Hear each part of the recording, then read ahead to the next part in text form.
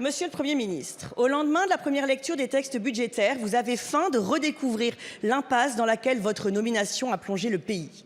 Depuis le début des débats, votre ministre du Budget n'a répondu à aucune des propositions d'économie déposées par notre groupe et que les Français attendent pourtant.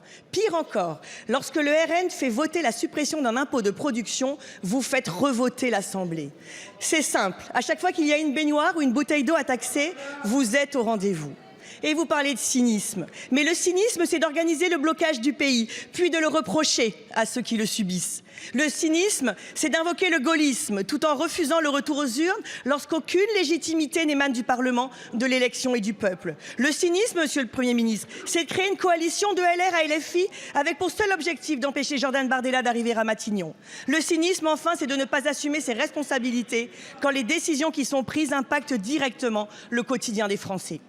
Car voici la dernière trouvaille de votre concours l'épine fiscale, la hausse de la taxe foncière. Non content de racketter les travailleurs, les chômeurs et les malades, la chasse aux propriétaires est ouverte et 7,4 millions de personnes sont dans le viseur. Cette taxe a déjà augmenté 2 fois plus vite que l'inflation en 10 ans. Chez moi, à Toulon, c'est plus de 41% de hausse entre 2014 et 2024. Votre ministre du Budget a expliqué que cette mesure avait été prise à la demande des maires. Le président de l'AMF, M. Lisnard, nie toute responsabilité.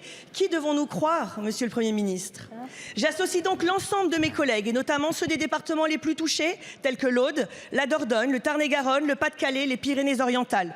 Nous vous demandons solennellement, Monsieur le Premier ministre, d'annuler cette hausse inacceptable pour ces milliers de propriétaires et pour les locataires qui en sentiront mécaniquement les effets sur leur loyer. Je vous remercie. Merci beaucoup, Madame la députée.